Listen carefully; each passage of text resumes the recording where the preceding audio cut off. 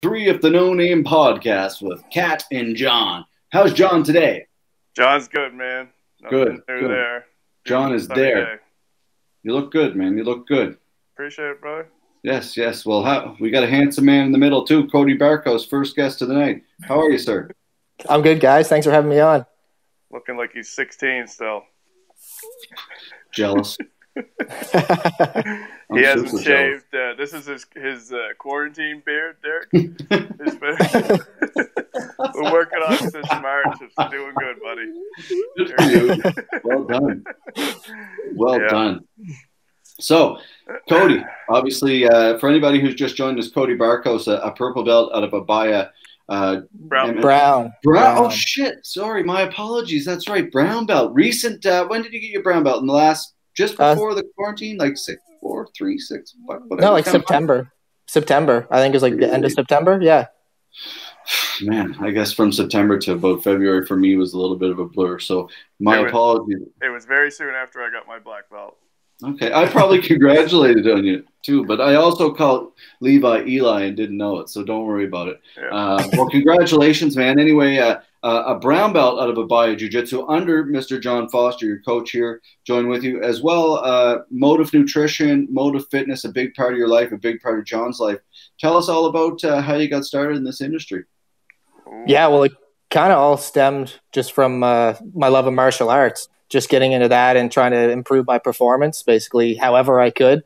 And the most direct improvement came from just being more fit and eating better and learning more about that. Just how to fuel my body to last through like the training sessions, right? That grind of camps and all that stuff.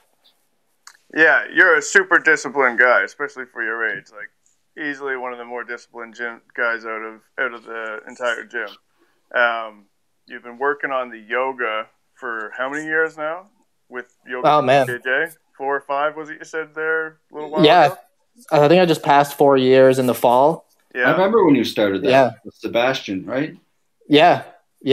Pretty much done it 4 or 5 days a week at least since. Like I've been super disciplined with it. Again, that's something I've noticed a huge improvement in my performance and just like overall stiffness. Mm-hmm. Yeah, and I mean, you showed us some stuff at the gym. We worked it a little bit, and you always stay on, me and Nick especially for getting our stretch in, and even though we're definitely not diligent at all. Guilty. And pay the price for being old and stiff. But I always remember you said to me one day, bend not break. So I've been working on my stretching. It's been one of the things I've been working on in my time off. So nice. Yeah. Nice. Getting there. It's important. It's imperative is really what it is. And I mean, you've managed to go, like, you obviously get minor injuries here and there, but you've been pretty lucky considering you've been on the mat since you were 15, I believe it was, when you came into Abaya. Had your first amateur MMA fight at 16. Yep. Beat a gentleman in his 20s handily. It was a good night. I can't remember his name. Do you remember his name, Cody? This was like 10 years ago, right?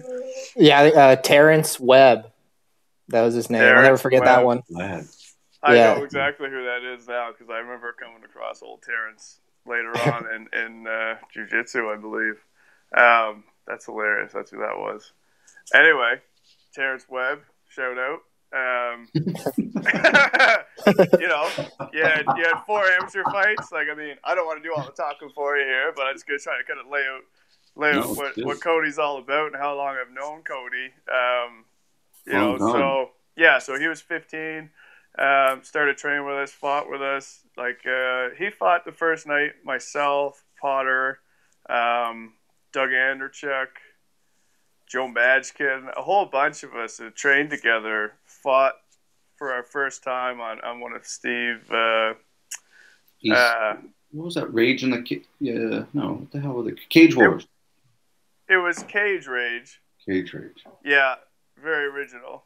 But Steve Williams was running the amateur, and we fought for him, and none of us knew what was going on, and we all went up and whooped ass. The only guy that lost at our team was Doug, and he actually fought Sean Wallace to decision, right? So they had this fight. I think it might have been Sean's second fight. So This is like way back, and we actually have the lineup posted up at Abaya, which is pretty cool. Very cool. Like Potter fought Corey Littler. That was when he fought him last time, and then had the rematch again on our card. So Cody's been in it since the way back, Yeah. but as a kid, we were all like 10 years older than him, right?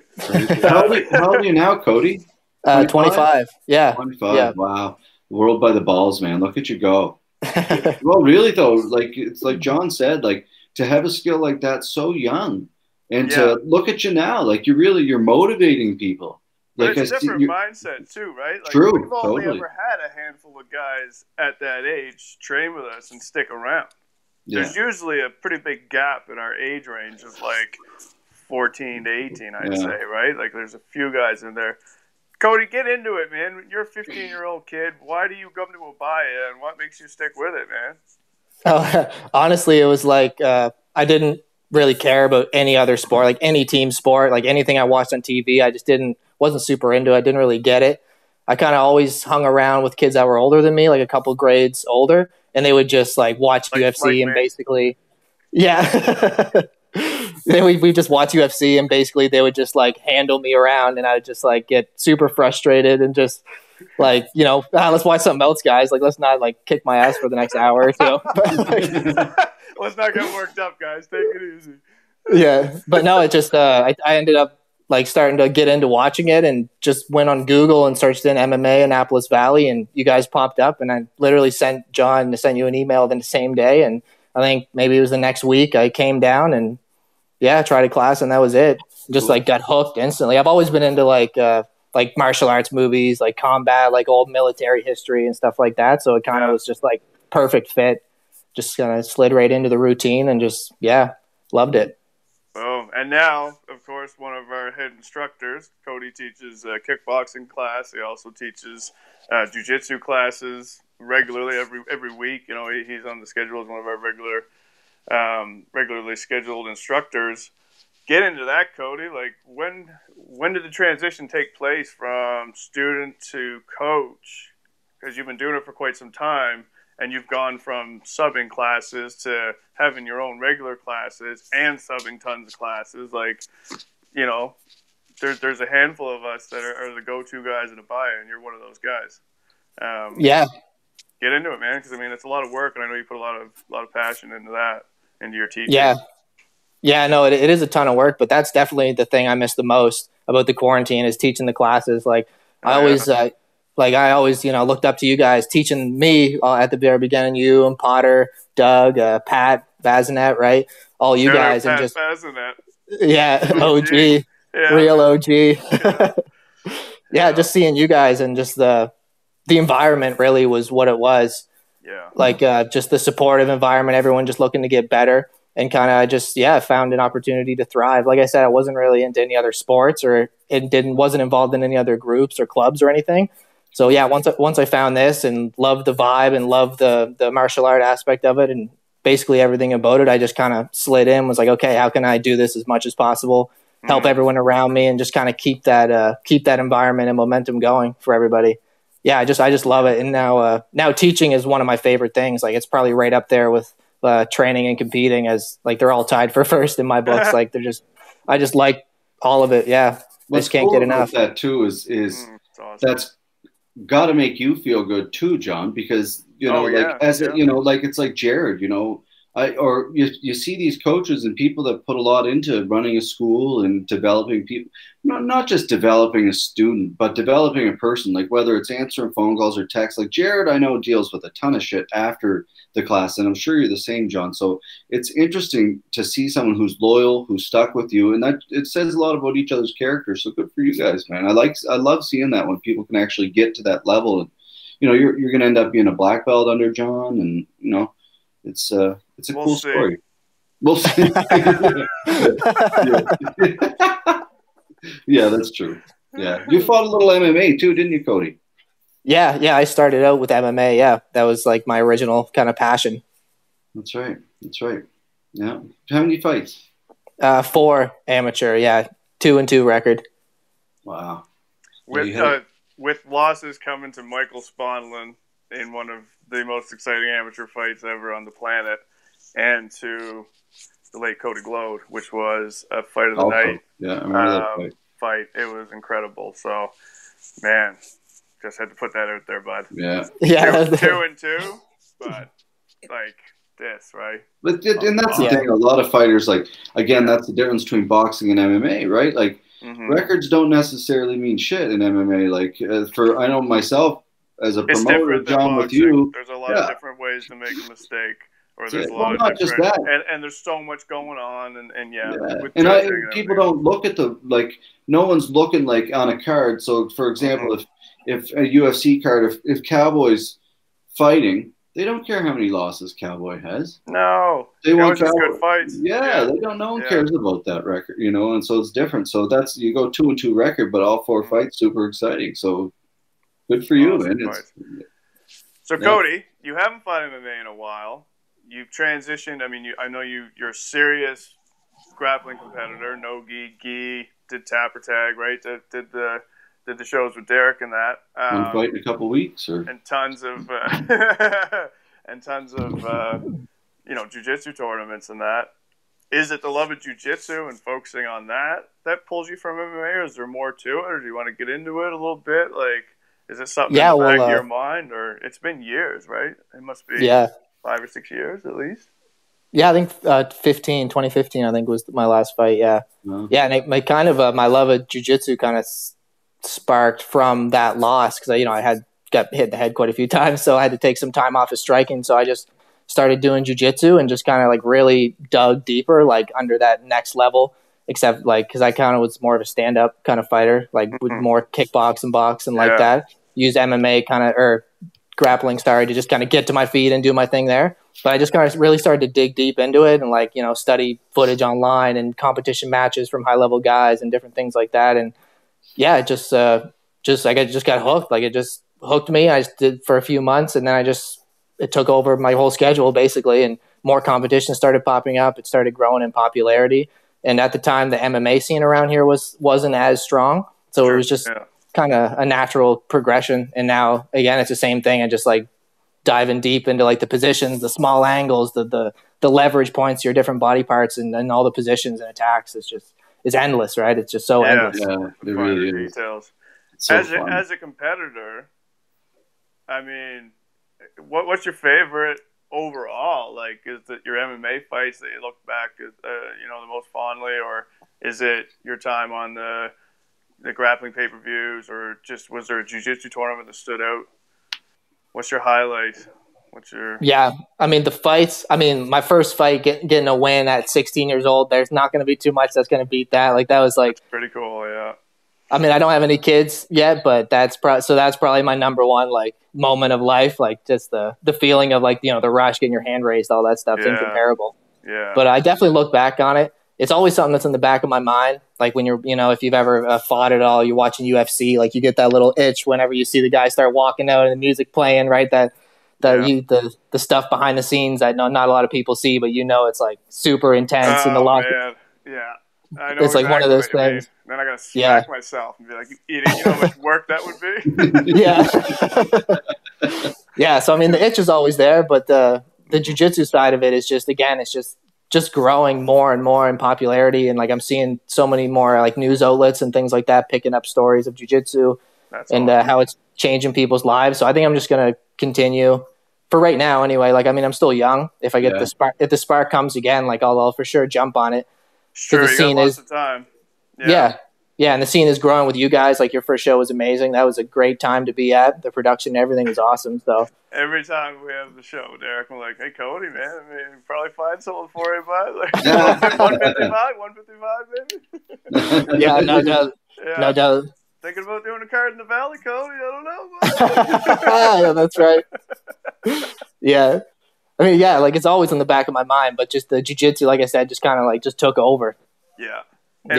And jiu-jitsu is the same at the level you're competing at, but the commitment to MMA, man, like you can't mess around. The possibility for a serious injury is so much more real, right? So it is a huge commitment, and I would never push anybody into it. I like to give Cody a hard time because I just know the potential he possesses, and we'll see what the future brings. You talked about your yoga really took your game a long way, and your overall level of fitness. Like you're a machine on the mat. You don't stop. You're able to push the pace for your whole time. clearly these are huge advantages. But the nutrition, I know you really have a passion for nutrition and what goes into your body and how that makes you feel. I know how much work you've put into it. I mean, we've worked together on the Motiv nutrition angle at Motiv now for a while. It started off with you. I mean, you've worked on Motiv nutrition. I've just been there to, facilitate, I guess, really.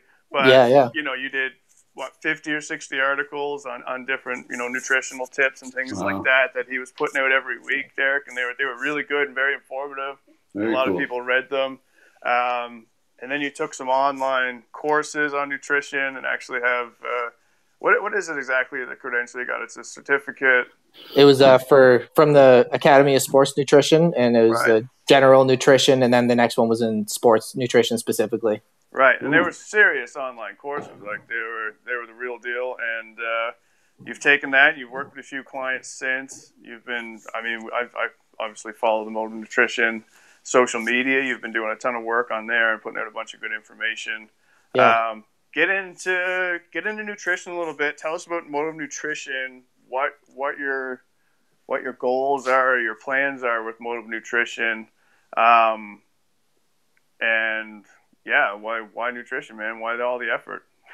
Yeah, what's the bother, right? Yeah. Yeah. No, yeah, and again, like I said, it started from just martial arts, just kind of trying to improve my performance from there. But I've always really been interested in science and like biology, nature, and that kind of stuff, and just how the question of like why does when I put this in my body it makes me feel amazing, but when I put this in my body it makes me feel like garbage and I perform terribly. Like just kind of digging more into that. And just really getting into like the science and the biology of it, like on a cellular level is huge. And it's super, super fascinating. Again, it's just one of those rabbit holes that you can go down forever. Like there's always new research getting published. There's always someone with a different point of view or different experience. Right. And just helping out some people at the club too, with training and giving them some nutrition tips and getting good feedback from them.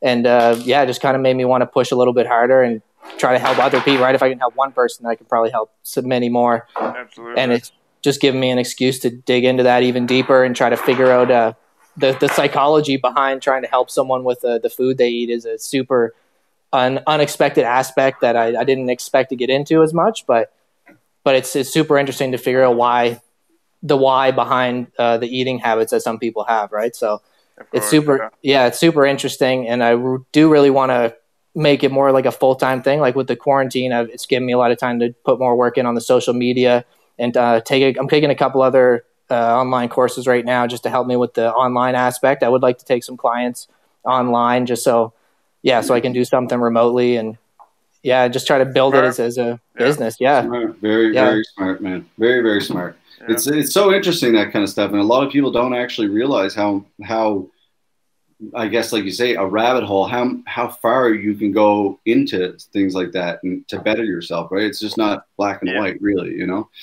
and nutrition, I think, is the missing component in most people's health and level of fitness, right? You can work out like crazy, but if you're not eating properly out of the gym, then it's usually a waste of time. Yeah, it's very true. We got another guest on deck here, Cody. I don't mean to cut you off here too quick. Our first guest ended up getting on here, so cool. we got to cut you off here a little bit too quick. But we'll bring you on another time. But we appreciate you getting on here first and jumping on as our first guest and taking care of some of those questions. John, any last questions you got for your golden boy here? No, not really. I mean, I just want to say, man, it's been awesome to see how positive you've been staying during this time off and how productive you've been and keep up the posts and that. And if you have any final words, Cody, any words of encouragement to anybody out there, maybe that's home, feeling a little bit down, a little bored, give her, bud. Here's your chance. Yeah. I mean, it's a tough time that everyone's in right now. Super stressful and emotional, especially if you're looking forward to like where your income is going to come from if you lost your job or whatever. But just do the best you can. Don't stress too much. If you're eating a little bit of junk food here and there, especially now, like there's bigger fish to fry right now. You know what I mean? So just trying to stay as positive, spread as much information as I can. Hopefully help some people. And thanks Thanks for having me on, guys. I appreciate it. At Motiv Nutrition on Instagram. Beautiful. There you go. There you go. Great plug. I like that. Smart. And you definitely are motivating people, man. You know, we talk about it all the time. You never know who the people you're affecting, right? So keep it up. Keep being positive, man, and keep being a role model. It's only going to get bigger for you. So thanks for joining us. Yeah, absolutely. Appreciate it, guys. We'll Thanks talk to Cody Barkhouse, Motiv Nutrition. That positivity is contagious, right? That's it. Positivity is definitely contagious. So, well, we got a second guest, bringing him on here as soon as we see him down on his computer screen. I believe he's there in a second. So that was cool, John. Great guest. Oh yeah, Cody knows his stuff, man. He's young, but he works hard. He's always studying and learning. Here we go. Simon Borrett. Let's bring him on here, folks. He's a buddy of mine. Hello, Simon. Hey, how we doing? Hello, buddy. How are you? Rocking and rolling. Sorry for the delay. No, man. Hello. As anybody is just joining, this is a longtime friend of mine, Simon Borrett, originally from the UK, now obviously living in Pittsfield, Massachusetts, an honorary Canadian and a high-level soccer performance coach. How you doing, pal? Rocking and rolling. Yeah. Things okay? Not so much the soccer piece at the moment, clearly, with obviously what we're faced with and currently living in. But yeah, doing well, all things considered. Yeah, it's true. It's not easy for anybody. And how's things down in Massachusetts? It's been interesting. Yeah. I think obviously where I live, I'm on the New York border. I'm about 2.5 hours north of New York City and about 2 hours west of Boston. So, you know, we're kind of in the epicenter of two large populated areas that have seen significant numbers in cases and deaths. And you know, the area where I live, the Berkshires is a second home territory, really. So we have a lot of people who try to escape the city, either Boston or New York, and flood into the Berkshires to their second homes, which you know, has seen some changes, but again, I think, you know, overall, you know, our governor's done a great job of kind of putting in various protocols and procedures and recommendations for the state to kind of be as functional as it could be, while also having the mentality of making sure everyone's staying safe. Yeah, which is important, I guess, man. It's funny, John. I probably haven't seen this guy in how long, Simon? Probably 10 years. My last year at Mackinac was 2004. Wow. So it must have been maybe 2002. Man, look, maybe. So 18 years. Crazy. Hard to believe, man. Look at me. Look at how much I've aged, pal. You know, isn't it crazy, eh? It's funny. You look back I was looking at pictures the other day, John. Like, we're talking like, you know, we spent probably, I don't know, maybe 4 years. Like, maybe you spent longer there, obviously. So yeah, we would go down into the United States and teaching sports and, you know, basically summer camps with kids, right? Kind of thing, like high-end summer camps. But you meet all these people from all over the world, and Simon was one of them. And you stuck with it. Like, not only that, you were involved in soccer as well before that. But how did you kind of get involved? And now you're such a big part of these kids' lives. Obviously, it was being over in the UK. I went to North Lincolnshire College, which was a wing of Nottingham Trent University. And the dean of the university, or the college campus that I attended, was involved with a group called Camp America. And that's a large organization that sends university-age students to the States for work experience and travel. So we were told, hey, if you go, you get some credits towards your degree. And that was it. Signed up for 10 weeks, travel, and the rest is history. Really interesting. I didn't realize that Camp America. You know, is that the same Camp America that That's a different. Like, so you had America's Camp was the 9/11 organization I did 10 years with as well. That was obviously the organization that provided a camp experience for families who were impacted by the 9/11 tragedies. So that was something else I did, which I got into based on the fact that obviously I was at Mackinac, and they were one of the host camps that used the facilities and the dorms and the cabins to house these kids who came down for a free week. Crazy experience. Very, very enjoyable experience. Very eye-opening. I bet. Some interesting people you would meet through those kind of experiences. I know I met like so many amazing people through those experiences of working in those camp facilities. But then in that type of week, you would think it would be so down, right? Depressing. But I think it's totally opposite, huh? Absolutely. You know, the kids were able to come and be kids when they finally, you know, understood why they were there in terms of, you know, we wanted them to be children. Yeah, they had their moments where they could grieve. And the easiest part of being a child there was everyone had the same issue. They weren't the kid who was sat in the classroom and everybody was walking on eggshells, didn't know what to say, didn't know what to do. When they were at camp, everybody was impacted by the same issue. So instead of them treading on eggshells, they were going out and they were playing soccer, playing, you know, hockey, you know, going sailing, swimming, you know, doing all the camp activities that regular camps could do. And again, we learned so much from the kids. You know, there was a common theme every year of just trying to give back. And each year the camp would pick a group where they could give, you know, pay it forward.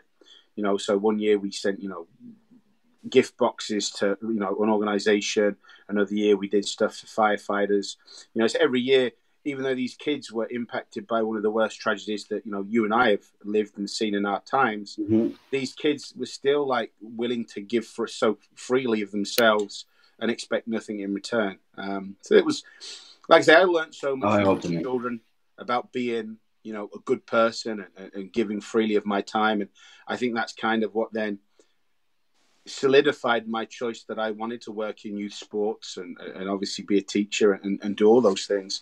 Because knowing, you know, like you were saying at the end of the you know, the session, your chat with Cody, was how you can impact. And I still get kids out of the blue send me a message, you know, hey, Simon, or hey, coach, you know, thanks for this or thanks for that. You know, and America's Camp was just a part of impacting another group of children positively and hoping that you could have a you know, a profound effect on their lives. Yeah, being a coach is a powerful position as far as influence, experience, and what, you know. Now I can't hear you. Role. Oh, you can't hear me? Oh, you can hear me? Can you hear me? Now I can hear you. There you are. Okay. Yeah. Can you still hear John? Can you hear me? No, I can't hear John. Okay. Okay. Well, we lost you, John. So we'll continue on. But yeah, it's weird. I don't know what John was saying, but for me, you've always been a motivational person, man. Like it's like even when I was there, you were a leader. You're a true born leader. You're that kind of guy that if I'm going into war, I want you in the very front with the kilt and the sword, talking to me, telling me, let's go. Because you're a motivational dude, man. You really are. You keep people together, and it's an interesting skill to have. You want me in the front now so you can hide behind my family. You got it. You see, you're right. It's true. You know, if everyone's taking the first bullet, let it be Borrett. You know. No, I don't know, man. And you know, like I watched you how many years at these camps and making a difference in a lot of kids' lives. Whether they, you know, for me, like they don't remember me, you know, because I'm there for maybe 2 or 3 years, but you were there for a long time, longer than me, and made a bigger impact. And not just when I was there to the kids, but to the counselors too, man. It's like you came up to Nova Scotia. We had a lot of people that stayed pretty tight. Yeah, you know? And that's, I think, one of the, you know, pleasant things that maybe has come out of this whole you know, coronavirus and COVID-19 is the fact that you really look at yourself and say, you know what, these people clearly meant something to me. Why haven't I found more time to converse with them and touch base? And every night I'm, you know, picking up a phone call and just reaching out to people and just trying to say, hey, been a while, you know, what's up? How you doing? You know, kids, marriage, what, you know, what's the life thrown at you? Yeah. Because, you know, you spent so much time with these people, living pretty much next to them, you know, in a cabin, sleeping, you know, 10 foot away, whatever. That, you know, these people, it was a common theme that brought you there, that made and blossomed your friendships with them. So, you know, having the chance to chat and touch base with people has definitely been a good thing to come out of obviously what we're going through right now. It really is. Yeah. Well, even stuff like this, right? Like you and I were talking about that, and John, you and I were talking about this too. Like him and I, like Simon and I reconnected through this awful thing that's going on in the world, and now we'll probably not lose touch again, right? And it's interesting how like positivity can come out of terrible situations, right?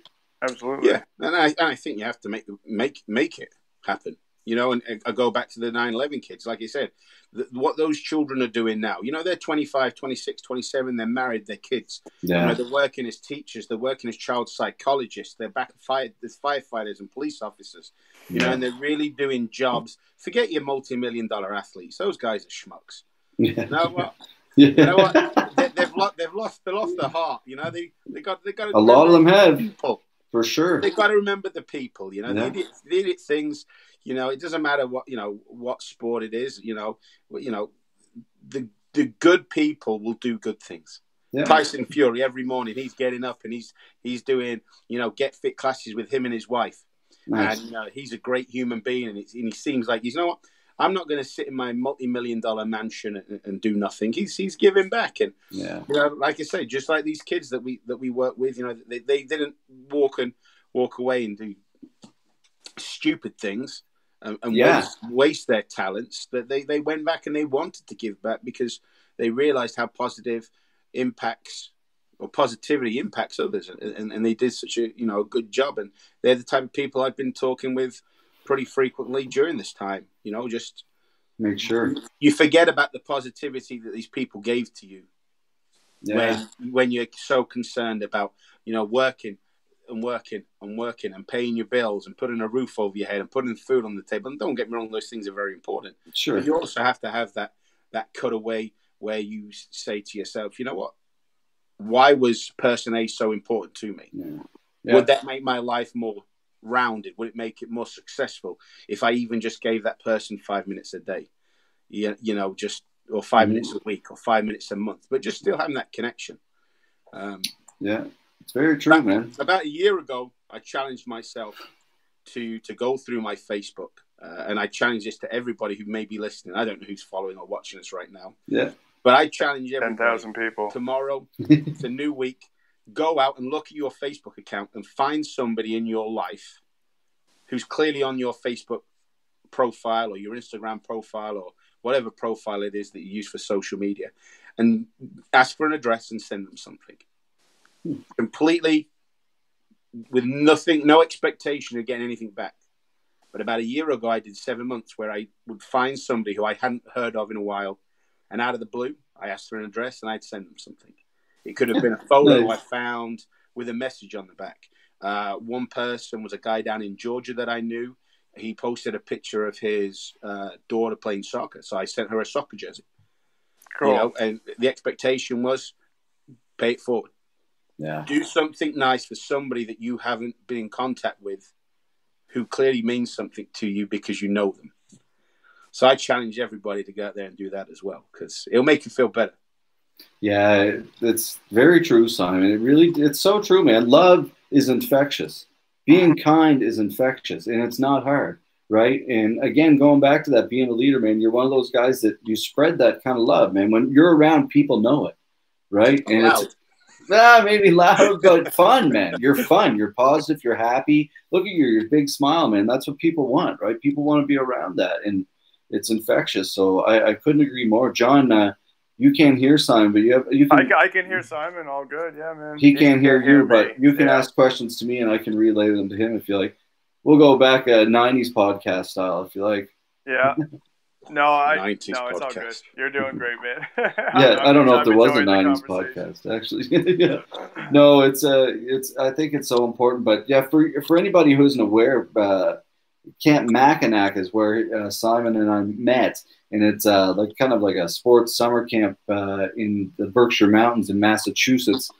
And man, for anybody, I kind of split my time there, and then I went on working on cruise ships. And for anybody who doesn't know what they want to do in life, it was a wonderful way in the summertime to broaden your horizons and experience life and just meet some wonderful people. And it was great, man. I have no regrets. Simon, do you? Absolutely not. I think the biggest thing that you get out of it, obviously, as well, is meeting different people. You know, we work with people from the Ukraine, we work with people from England, Scotland, Wales, Canada, you know, Newfoundland, you know, Victoria, you know, didn't matter where it was, California, Georgia, you know, Dakota. they were people from everywhere, Australia, New Zealand, Spain. Yeah. They were from everywhere. And I think in the world that we live in now, where it's so allegedly so easy to, talk to anybody around the world, you don't. You truly don't. No one knows how to talk anymore because of, it's a horrible thing to say as we're using the technology that we've been given to converse over, what we're 18, 19 hours away. Yeah, about that. Yeah. Instantly talking. Yeah. And you get that thing. And I think that the chance to meet people and learn something different about them, especially culturally as well, with the kids that you work, they're all coming from pretty affluent, backgrounds from the New York, New Jersey, Connecticut area. Yeah. But then the people that you work with, you're in the trenches with them.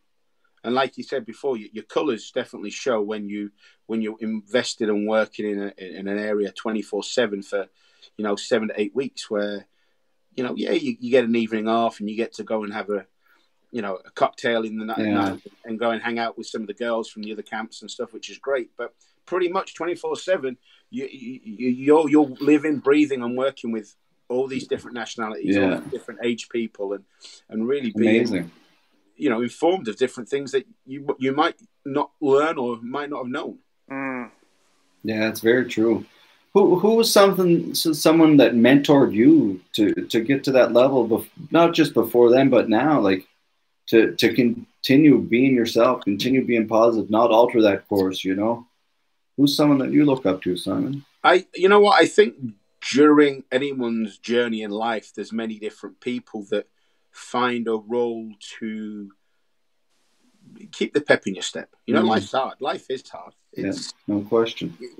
People say, "Oh, you're always so happy. You're always, you're always smiling. You're always gregarious. You're always the life of the party." And I often say that, I try to be. Yeah. With that comes downs too, though. Yeah, exactly. There's times when you do have a bad day. You have a bad day at work. You have an argument with somebody. Your kids are pushing you to drink, whatever it is. So I think I've been very fortunate in my life, and having met lots of different people. I still remember John Savage was a high school teacher of mine who did a lot for me when I was 13, 14, 15, 16. Obviously coming over to the States, Danny Metzger was a pretty motivational person and a solid, kind guy. Obviously, Danny yourself. Yeah, wonderful man. He was great. He was always someone that would lift the spirits, and as he walked in a room, immediately got your attention. There's people that I, talk pretty frequently with now. The likes of Coach John Freeland, Simon Molyneux. These guys, they're camp guys. Yeah, and they're older than me, similar ages to me, and they're guys who I look for advice and look for, to bend an ear, to listen to it's important, whatever it may be. Because, I think, and one of the things that's come out pretty recent, or was coming out pretty recently before all this, was obviously mental health and sport. And I think being open and as a male, it's frowned upon, and it's not perceived as if, you've got to have this mean dexterity and demeanor about yourself. But, life is tough. Life is hard. Everyone faces ups and downs, so I've tried to, in the same way, like I said, for 7 months, I've been sending a package. That one package may change somebody's day, change somebody's week. So for me to walk through a store and just say hello to somebody, or, just to check in, checking in with family members, checking in with, people, the other day at a bar I drink at down in Lee, there's an older gentleman in there, and I have his phone number, and I just gave him a call, just said, hey, I know things are crazy. How you doing? And that meant the world to him. And what's it taken me? 2 minutes. Yeah. And, again, the expectation is I don't expect others to do it because I do it to them. I think you should do it because you want to do it. And it goes back to that loving caringness, If you spread the love, you're going to feel better. You're going to feel, more positive about life and about what you do. And, and when you're more positive, you become more invested. And when you're more invested, you do a better job at whatever it is, being a husband, being a, father, being a teammate, being a boss, being a colleague, being a friend, whatever it may be. So well said.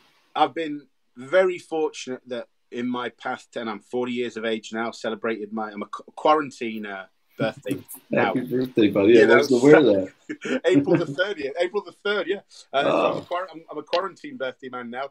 But I've been very fortunate in my journey that I've had many people who have impacted me positively and impacted me, I think, when it was needed. And I think inherently we'll always search or gravitate to people that we might not admit to ourselves that we need the help, but we do it subconsciously. Then, help us and make us grow and learn and teach and all that such. So I've been real lucky, I think, in having some solid side role models and, having good people around me. I'm very fortunate. Yeah. A great wife, and she puts up with a lot of my BS. So, well, it's a team for sure. It's that's the boat doesn't float without two for sure. But sorry, I just looked over Chelsea sleep on the couch. She'd be killing me if I was telling her that. But obviously, it's a boring podcast. Me talking here. She doesn't want to listen to me tonight. But episode 43 of me talking, Simon, has put her to sleep. So nice. It's either that or the dulcet tones of an Englishman. No. This was before I started, actually. But it's you're a wonderful guy, man. You have a lot of great, a great attitude, a great story. And before we get going here, man, moving on to our third guest, any future shout outs you want to give? I know your kids are a big part of your life there. Coach Simon Says, give him a follow on Instagram, folks. Absolutely. No, like I said, I think, my shout outs would be obviously to all those people who make a positive impact in my life. Obviously, my wife, my family, my children. You may drive me up the wall sometimes, but without you, I wouldn't be the person I am. Yeah. Those people I mentioned before, Coach Simon, Danny Metzger, Johnny Savage. These guys, they impacted me in such a positive manner. I am the person who I am today. My mother, my father, my brother and my sister, all that crazy stuff. Awesome. But I challenge everybody, look through your Facebook message and do something nice for somebody with no expectations of it being returned by that person, and see how good you feel, see the avenues it opens, and you never know, that one person you reach out to, you may make their day in such a way it will come back on you tenfold. Yeah, it's very true. Very true. Well said. Mic drop. All right, there you have it, folks. Simon, thanks for joining us, man. 18 years I haven't seen you, buddy, but it's great to see you, and I'll give you a call tomorrow. Sounds great. Have a great day. Okay, buddy. Lots of love. Simon Borrett, folks. Coach Simon Says. Great guy. Yeah, great guy. Great guy. All right, let's move on to our third guest of the night here, John. A guy, this guy, I've been following this guy, talking to him randomly over the years for probably, I don't know, since I started Sub-Series Pro way the hell back in the day. This guy is kind of a guy I looked up to and who still look up to in the community. He's a CEO of Finishers Enterprises. So they do like the Finishers podcast, the Finishers Sub Only show. He's fought in Kasai. He's fought in the Fight to Win. He's fought in a lot of high-level grappling shows, and just a super all-around great guy. A black belt under Eddie Bravo, one of the, I believe, owner or coaches of 10th Planet Bethlehem. So let's bring him on here, Zach Maslany. How are you, my friend? How you doing, Zach? Hear me? Everything's good to go? Yes, John, can you hear him? I can hear him. Can you hear me, Zach? Yeah, for sure. I got you. Awesome. Cool. Excellent, cool. Good to meet you. Well, yeah, welcome. Great to meet you guys. Thank you so much for that intro, man. That was awesome. No, it's true though, dude. It's true. Like, we've been talking for a long time, and obviously you're probably like, who the fuck is Fight League Atlantic, man? You're like, I know Kat from back in the day, but yeah, you're a guy that you're a huge impact in the jiu-jitsu community, man. And what got you started in jiu-jitsu? Thanks, man. Man, it's a long story, but like, I was doing all different types of martial arts and, started following Eddie Bravo like a lot of guys in 10 Planet did, years ago. And then once I got into the community and I started, me and my partner, J.M. Holland, if you guys have seen him, Combat Jiu-Jitsu, he was the first guy that did the Combat Jiu-Jitsu when Eddie started it up. But I think what has got me going on this is just like I finally, once our business started to take off a little bit, like I didn't know how far it would go, but then I started to realize and I started to meet guys like yourselves and just other people in the community. And I was like, man, we can do some of this stuff ourselves. Why don't we try? Like we might not have a budget like Kasai or Fight to Win or something like that, but we can make things our own and just kind of like get in and shake things up and do our own thing. And no one's like, we're not really bothering anybody or we're not doing anything. We're just providing more of opportunities for people. And, it's crazy to think, but so many different tournaments or like, just guys started podcasts and they've told me and JM that it was because of us they started it. And I'm like, I get blown away by that. I'm like, holy shit. Like, that's crazy. You don't realize the impact you have. Yeah. And, and now that I am starting to realize like people are, just getting motivated, even if it's not just something that we impacted somebody, but they saw us doing it and they're like, hey, if those guys can do it, I can do that shit too. And I might as well. And that's awesome. So I'm going to keep, just because of that, I'm going to make sure I keep doing as much as I can to keep things going for the community, for us, for everybody. If it's motivating somebody, like, then awesome. I figure why not? Yeah. Positivity, man. Preach. Yeah, that last guest you guys had on, I was listening to that while I was doing some yoga here in my room, and man, that guy's awesome. Like, he's right. If sometimes you just step out of the box and like do something that you wouldn't normally do, it always comes back to you, and I can tell you that 100%. It does. Yeah, it really does. I agree. I 100% agree on that. Yeah, you never know what's going to come back, and putting positivity out and just having that mindset's going to just breed better things. Yeah, there's no question. Yeah, for sure. Like this whole coronavirus thing has been crazy, and all the gyms and all of our tournaments and everything that guys rely on. Yeah. You guys, everybody, people rely on this stuff for either their main income, which they feed their families from, or even just their just extra income that they were using to pay for a car that they got or pay for whatever the situation is. And so many people have reached out to us and be like, hey, how can I help? How can I get a gift certificate? And then like a ton of our students were just like, you know what? I still have a job right now. Like, keep my payment going. So once I heard about that, I took the list of everybody who, wanted to do that. And we got some special t-shirts made up, and I'm just going to, obviously foot the bill for the t-shirts, but I didn't pay for them. They did. The students paid for them. So, we're able to take that, do something nice for those people. And a couple of our kids' parents, like, I know adults will be back training, but kids, it's going to be a while until, parents are comfortable bringing their kids. And our kids' class used to be, 15, 20 deep. So I know that's going to be a while. And a lot of the parents were like, hey, keep our payment going. We want a spot for the kids to come back, and we really appreciate what you guys do. So I sent them like some of our DVDs and t-shirts, and, I didn't tell them I was doing it too. And now that they got it in the mail, I got messages from the parents like, hey, thank you so much. Like, you're never going to believe what Joey's face was like when he opened up that DVD or t-shirt or whatever. And they're like, thanks so much. You didn't have to give us free stuff. And I'm thinking like, you guys paid for this, so it's like, it's crazy to me that it goes on like that. But that's how that positivity, like your last guest said, that it just keeps breeding and people just keep doing things for each other. And then it just, keeps going. So, well, it's crazy. Like I look at it, Zach, like, think if the media, instead of putting out bullshit every day, think if they put everything was positive. Yeah. Everything you read was like, this guy down the street did this for this person and this person for this. Like, instead of the mainstream was all positive, like the world would be a different place. Yeah. I think a lot less people would be scared for sure.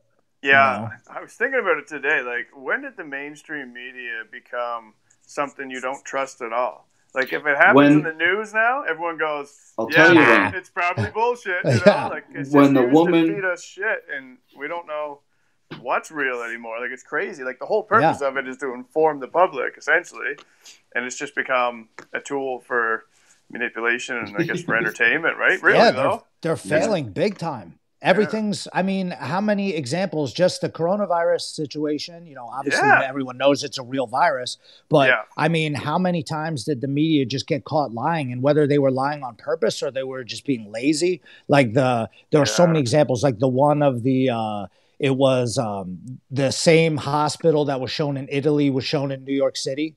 And the newspaper did that, and they were like, whoa, what's that all about?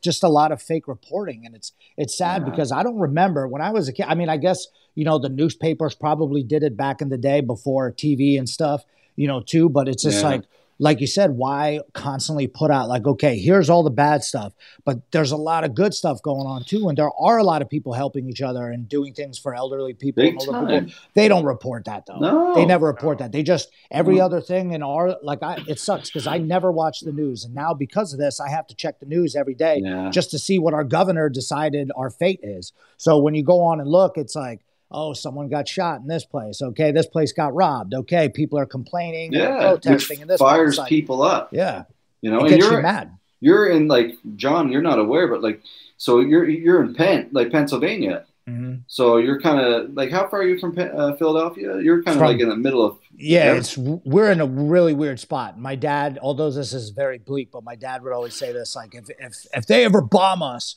you know, we're in trouble. And then I started to think, I was like, why did he always say that when we were kids? Why do we live here? Yeah, but it's true though, because if they hit New York, like if they would bomb New York, or even when 9/11 happened and all that shit, like that was a lot of fallout. Like people from New York, when a lot of people that live in Pennsylvania, because it's only an hour and a half to get to New York, a lot of people that live in Pennsylvania, they just drive to New York to work because they can make so much more money working in the city. Same with Jersey. Jersey, I can get to a part of New Jersey called Phillipsburg in like 15 minutes from my house. We can get to like where Marcello's and the new 10 Planet New York City is, which is right off the out of the tunnel. Yeah, it's like right out of the tunnel there, which takes about an hour and 20 minutes to get there if there's zero traffic. Like if there's no traffic, sometimes you hit it right, get there an hour and 15 minutes. So you imagine how many people, if something happens in New York, people just run to Pennsylvania because they know they can hide up in the Poconos or whatever. So we're like right in the middle of kind of a mess. And then as you go south, then we have like, you know, some of the places down there, even Maryland and, you know, not too sure, Jersey borders us. So we're like kind of in the epicenter of like destruction out here, I would say, I guess. Yeah, well, you and John are kind of dealing with the same. John, he owns 2 gyms. So he's kind of like in the same issue with you guys, right? Like, yeah. Waiting. Yeah, we're totally shut down here. I have a fitness gym and a martial arts gym. Like I teach jiu-jitsu as well. And just shut down. Yeah, shut down entirely. And we don't know when we're going to reopen. We just had some things get opened up, like public parks this past weekend again. But I don't know if you guys have heard anything where you are. Well, but we're in the dark still as far as what's going to happen. Yeah, no, our governor is Pennsylvania is I don't know about this guy. I'm not going to lie. He's kind of crazy. And like out of all the other states, I see a lot of them have a very similar thing, except for our state has something that I've never seen before. And they're using some statistics that nobody else is using. No. So for some odd reason, the Pennsylvania Health Department thinks they know better than everyone else, including the federal government, including the doctors. So they're just going with their own thing. So they said they need to have, like in certain areas, we need to have 50,000, you know, less cases per 100. I don't even know how it works, to be honest with you. I don't even want to sound like an idiot. It's like the North Korea of the U.S., right? You're just kind of doing your own thing in the middle. Yeah, like I know New York is screwed because they have so many cases and so many people up there. You know, so I know they're done for. But Jersey and Pennsylvania are always like, usually we just copy whatever they do, but and usually it ends up being bad. But I think this time, they're really making a bad choice because they're not really sure. And like certain areas would like, it was so dumb when they posted that up. Certain areas would already be able to be in the green phase, and then other areas would be in the red for, I mean, according to what they're saying, we could be closed. Like it almost seems indefinite. Like, I don't know how they think it's ever going to go down to that amount of people. And then I don't know if you guys follow me on Instagram, look at one of the last pictures I put up of me and my wife went to Lowe's today. What a joke. There must have been between the Lowe's and the grocery store there. The place there was barely any spots. The place was packed. Dude, it's the same thing here, man. The hardware stores are busier than ever. There's big box stores making tons and tons and tons of money, and the small businesses are all shut down. And no one's corporations. The people out there are buying. I mean, we didn't even need. It's not like we essentially needed that stuff. It was just, you know, hey, let's go to Lowe's. I mean, we're young, we're in shape, we're healthy. I'm not so worried. Yeah, and we go there and there's 1,000 people there, and they weren't like, no one was social distancing. People were crashing their carts into one another, and it was wild out there. It was like, what the hell? I gotta tell you, I had to go out today, and it was better. Like I'm not a fan of Walmart in the first place ever, let alone now. And I went, and I had to get a couple things for. Long story short, I went, and you know, I looked around, and I was like, here I am stuck inside for weeks, months. And everybody in here is like 80 years old with no mask, don't give a shit. Yeah. And, you know, like, and I've given up. I'm done caring. I'm staying done. I'm just lathering myself in sanitizer and going, fuck it. I know. I mean, that's the hard point, because I think that's where everybody's crossed up, and everybody's always like, there's 50% of people are, if you're going out, if you're opening your business and you want to, live your life, then you want people to die. And the other people are like, I'm opening up my business and I don't give a shit what happens. Yeah. And I feel like we're like in the middle, where I don't want anyone to get hurt and I don't want anything to happen to my family. But at some point, like, people have to go out and do stuff. Mm-hmm. And when I see the local government, not to keep harping on it, but when I see our local governments clearly making decisions based off political stuff, like, that the fact that Lowe's is open, and every article that I read on the local paper, like when I go online and I read to the bottom, they always have to make a blurb about what's going on with the Pennsylvania, like, because here in Pennsylvania, we have liquor stores. So you can't just go to CVS like in California and buy a handle of Jack Daniels. You have to go to the liquor store. So out here, believe me, those liquor stores are essential. They want people buying liquor. You can't even get a hold of them. You can't even get a hold of them. They were doing like pickups and stuff. My cousin's friend said he had to call. He was just bored and he just wanted, because he's been off work, so he wanted to get a bottle of whatever. I forget what he got, but he redialed 67 times until he finally got through. And then he couldn't even believe it. And finally they were like, hello? And he was like, hello? Can I get a bottle of, whatever, Jack Daniels? I mean, I can't believe that, because the Pennsylvania is pushing the liquor hard because they want people to buy that, because while everything else is shut down, they're still making money, so. It's the exact same here. The government controls the liquor stores here.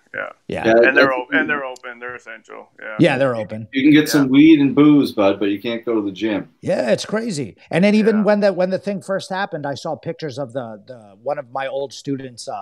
Another guy. He got really. He just saw me and JM running our old spot, and he's like, "These two guys." He's like, "Man, I'm gonna open up my own business too." He opened up a gun store. It's called Extreme Gun Works.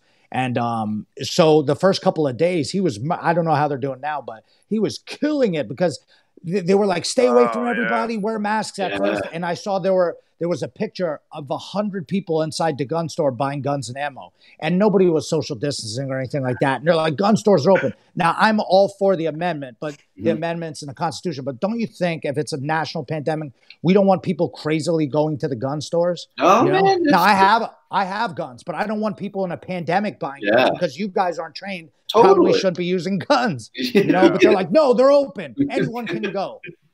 I was like, I'll take 7 of those. Yeah. I need what? I'm like, what are you guys going to shoot the virus? Like, what are you guys thinking? Like, you should have already had guns. Too late. Now, John, he's a hunter. He's been around this kind of stuff. I've never held a gun in my life. So I don't own any guns. I hunt with a bow. Oh, okay. Nice. Sorry, my apologies. I'm not really into guns either. Yeah. Like, I'm not against guns. I don't, but it's like, I'm not, I could care less, right? I'm not, but I wanted to ask you, Zach, before, we're not even talking about jiu-jitsu. We'll get into that kind of stuff, but I wanted to ask you about, like, because in Canada, I'm not sure if you're aware here, we've had just an awful tragedy here that happened in Nova Scotia. I saw that, last week, and now the Prime Minister has taken assault rifles away from everybody in Canada. Yeah. Even though it was a weapon he got from the United States, and then he stole a pistol from a police officer. So it wasn't an assault weapon. So now they're all saying he's politicizing this, blah, blah, blah, he's taking away. How's your feeling? Because I know you guys deal with this a lot down there. Yeah. I mean, it's another thing, just like the coronavirus. People are so 50% on it, where they're like, if you're against guns, then you're against the Constitution and all this stuff. And then some people, if you're for guns and you want people to die. And I think, again, it's nothing like that. It's just there's always two extremes. I'm scared of guns. Like, I never grew up hunting or anything like that, so I'm definitely scared of them. And people in our area, where I live, it's not a bad area, so people don't get shot. But in Allentown, when I worked as a probation department, I worked at a juvenile probation department. People get shot in different areas all the time, and I never wanted to be a cop or anything like that, because I didn't want to have to shoot anybody or be shot at or anything. Yeah. Like, I love guns on TV is really cool. And I am a gun owner, but the only reason I am is because I feel like I'm almost forced to be, because the way our government is, not that like I ever think the government's going to, because there are those people too, who are like, the government's going to overthrow us and we got to make sure we have guns to shoot the government. And I'm thinking, I guess. And I'm all for rights and stuff. And believe me, I'm pushing back big time on the, coronavirus lockdown. But I mean, I don't plan on, like, if you watch that Waco thing, you can't shoot the government. Like, even the guy, people are like, we're going to do that. No, the government will blow you up. They got tanks and stuff. You're not going to fight. It's not a bunch of people. It's not like back in the day, where you had the same weapons as them. Yeah, you're not going to win. But I feel like I have to protect just my family, not in just in case, a pandemic like this did happen and I needed to just stay in my house and just hold it down, because people were doing home invasions and stuff. Not that I'm in the middle of the night. Like, again, another thing, I'm not going to wake up in the middle of the night, fly off my bed, grab it, and, sharpshoot somebody coming up the steps. Like, if I don't hear them by then, like, it's probably going to be a problem. But look at, someone just broke into Anthony Smith's house. Yeah. And he said he had a hard time kicking the shit out of the guy. Did you see that video? He's huge. The video? Yeah. Of the guy coming to his front door? Yeah. Oh, that was crazy. Video. Scary. I heard the story on the podcast. Terrifying, dude.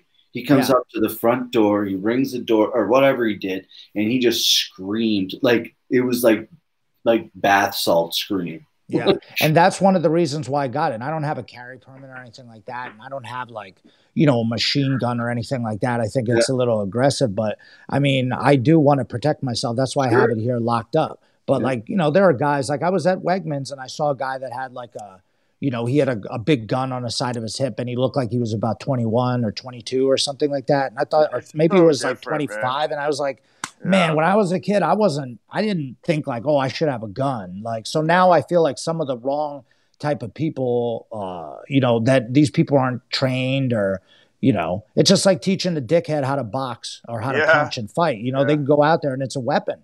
Now this bully knows how to punch and kick, and now this bully has a gun. But I mean, that's where rights come into play. You're like, should we take them all? But then, Yeah, it's such a hard thing to.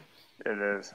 Too many people don't take guns serious enough, first of all. But like you were saying, right? But it's so different there. Like up here in Canada, Nova Scotia, like most of my friends don't have any guns. Yeah. And if they do, they hunt. And then, like, I'm down in the States at least once a year training. I go to the Origin camps every year.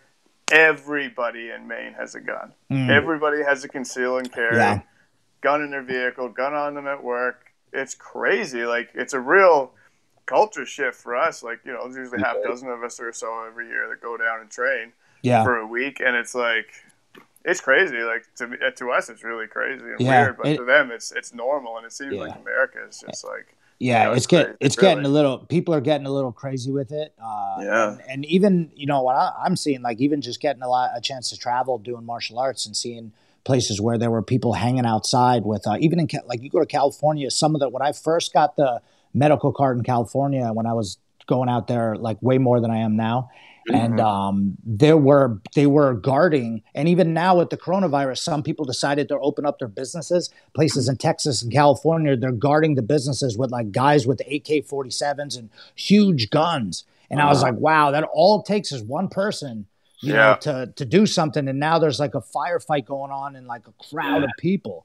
And I don't even want to say it, but I'm really glad, I'm thankful so far that there hasn't been any crazy nutty things go on while this has been happening. Because that's what, all the conspiracy theories predicting there's going to be crazy shit going down. And that's the other thing. Like, they scare you, the media scares you, and you're like, wait, I don't like guns, but I should have samurai swords and bats. Maybe it is going to get crazy. Maybe I need to be ready to go crazy.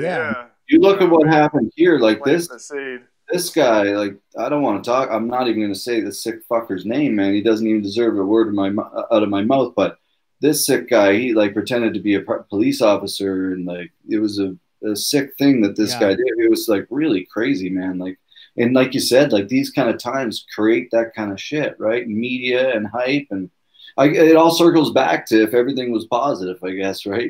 Things would be fucking different. Yeah. And that's why, like, the martial arts schools and the gyms and the fitness centers and stuff are like, very essential to people like us and for people with mental health. Like they were saying, it's, like, so hard because you have all this. Even me, I find myself getting mad for no reason when I'm sitting home and I don't have that outlet, or you're just not seeing people all the time, that you're seeing the people you don't want to see. You go to the grocery store and now you got to stand in a line and everyone's got a mask on. It's like, it's a heightened sense of thing now, and you're driving around and then before, though, when you're living your life and going to the gym, and then, you see all these healthy people and you talk to everybody, and then you're not really, not like now how I'm sitting around watching the news. I was kind of like, it's weird. Yeah. I don't know if you guys like that. I'm kind of like in my own bubble. Like I'm so busy with my work and the tournament and the school and my wife and, everybody. And it's like, I don't even have time to think about all that shit, Yeah.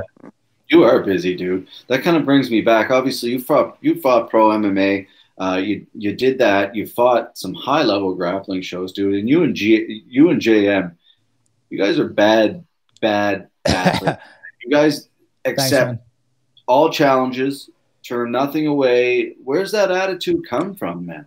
I think, you know what? I think like we even started saying a thing like we were going to make a t-shirt that says Bethlehem says yes, because anytime we didn't always get called first, but anytime they called us, we never were like, hey, let's say no to this. Like, especially I think the first really big opportunity we got was when our best student, Grace Gundrum, she got invited by Eddie to do EBI 3.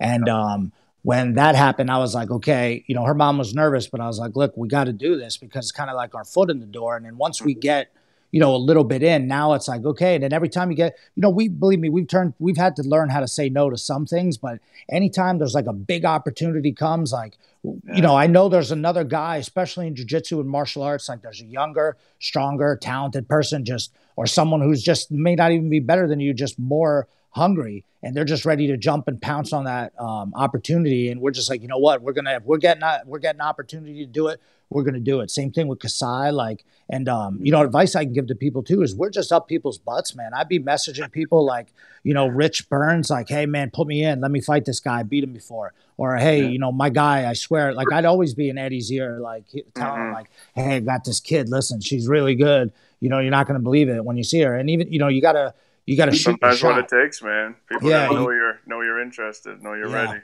Squeaky wheel gets the grease. Smart. Yeah. Yeah. And I think like there was a lot of people on the West Coast that were creating their own opportunities and making things happen. And I think a lot of people on the East Coast, even the Henzo guys were like, when EBI was going down at first, like we were like, yo, what the hell? Like, where's everybody else's opportunity? And that's how we did the finishers thing. And that's how we started that piece. Cause we're just like, you know what, let's make our own shit.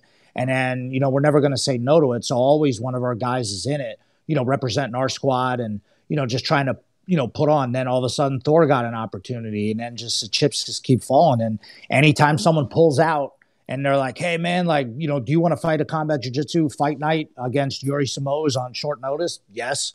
You know what I mean? Like, and it's easy too, because it's what's to lose? Because if we did lose or, if you lose, sometimes everyone loses. If you lose, it's like, hey, what do you want us to not take the opportunity? And then you always grow from it. So such a badass attitude, man. I love that. Yeah. And you can't lose if you're putting your everything into it and you're going out there and you feel like, we feel like sometimes we're on borrowed time. We're like, dude, we're looking around. We're like, shit, are we even supposed to be here? And then you do it. And then afterwards, like after a while, you're like, oh shit. Then you start thinking like, yeah, I should be winning this now. I should be, one of my students should be doing this or whatever. So that attitude just keeps breeding and just keeps getting crazier and crazier. It's awesome. Yeah. Well, you, John, I don't know if you've seen their events, the finisher sub only events. They're, again, like a lot of our events were kind of similar. Like you guys motivated me. We spoke a lot and kind of, you gave me a lot of ideas. But what I think was so cool about your events, and it's still cool, they're free. Yeah. Like, man, they're free to watch. Yeah. We had an offer from Flow Grappling after like the 6th one. And they, tried to give it. And I'm sure now if we would have went with it then, we probably would have got more money. But also, too, I really feel like learning from Eddie and just learning from a lot of, I don't know. I watch a lot of motivational guys. I'm sure a lot of people, all you guys do, too, and just trying to look into things. Sometimes I just hear people say some shit and I'm just like, oh, man, that's like, that's interesting. Like it's a little bit different than what everybody's doing. And I noticed like it was like a big thing where all the other promoters that I talked to, they were always trying to get on Fight Pass or get on Flow Grappling because they get paid $2,500 or whatever. And I was like, you know what? And then our producer, he's a brown belt under me and JM now. His name's Ross. We call him Ross the Boss. He does the podcast and stuff. But it was mainly his idea. He was like, yo, fuck that, dude. You guys should just stay. We should just stay free. Because then that's really what we wanted to be anyways. And we kind of used the brand of like, we're the underground sub only, EBI and even the IBJJF, that's like the mainstream. We're the underground, and then that's where a lot of guys on the underground cut their teeth. It's like a minor league. So I'm never trying to overstep and be like, we're the next fight to win or we're the next Kasai. Like, no, I want the guys who compete at our tournaments to win those. So like, yeah, when our guys, like when someone wins the finishers, I expect them to be on the EBI stage, or I expect them to win. If I know a guy competed at finishers, I expect he's going to win his fight to win match, unless it's another, guy at finishers. So I'm trying to like keep it like, and then giving guys opportunities, even if they lose a couple in a row, so what? So, we were like, and then, that being said, I was just like, hey man, you know what? He's right. Why don't we just keep it free? There'll be more eyes on it. Yeah, there's tons of eyes on, like big amounts of views you guys get on those. And I think we figured we'll just keep it free, keep the pictures free. And, you could do whatever you want with the video. And then with Instagram, everybody posts their matches. So you could just cut out whatever match you want. You can film everything, post as many pictures. So, it ends up really working to our advantage, because we're the only, there's not that many free ones out there. Everything else is you have to pay. And then, we end up making money off T-shirts or, and like we were talking about positivity, a lot of times when you do free shit, people just want to give you money. It's the weirdest thing. They're just like, hey, here's $500. You guys are the man. I'm like, what? I'm like, all right, cool. It's interesting you say that, John. I don't know how you feel about that, but from my experience, it's kind of like when we started doing our pay-per-views, we'd offer them free too, and it was kind of funny you mentioned that, because people would offer us money to sponsor, and then as soon as it became a pay-per-view, it became harder to get sponsors. Interesting. The sponsors are looking at the view numbers, and your view numbers are inevitably going to be higher if it's free. So there has to be some sort of a balance there too, in exposure and cost, and sponsorship and monetizing it through that way, I guess too, right? Yeah, and we're still trying to figure out how to monetize all this stuff. We don't, that's like, we're good at the jiu-jitsu part, and like we're getting better at the production, but I mean, we've been doing it on a really low budget. Luckily we have a guy who knows how to live stream, and we work with Fuji, paying off the mats and everything, and we'll just keep building it up. And since there's no pressure to compete with other companies or other tournaments, it's like, hey, we'll do it when we do it. And really, I think the most thing is, now that we built up, 10, 11 of them, our open tournament is where we can really, get money back to pay for the mats and all that stuff, because we're charging $50-$60. People can compete EBI rules.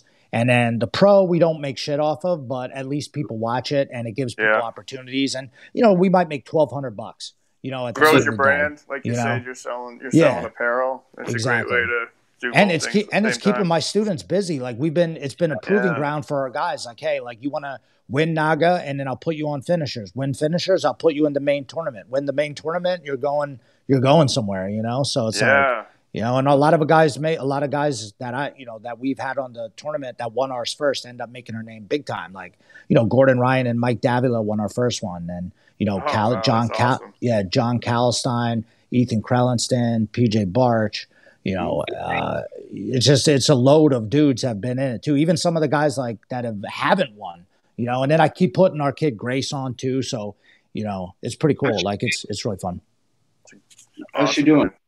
Grace is doing great, man. She was supposed to face Danielle Kelly at EBI, or would have been the next Combat Jiu-Jitsu in June, but I don't think that's going down now. I haven't heard anything about it, but I'm sure it's canceled.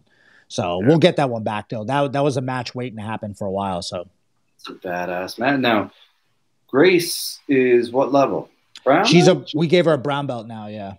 But belts don't matter. We just kept moving her along too pretty quickly, because she can't really get matches. Like when she was just we could have left her at blue belt because she's just about to turn 18, but nobody will face her. Okay, we put her at purple belt. She hasn't lost in like 6 or 7 years, but she had 2 draws at quintet.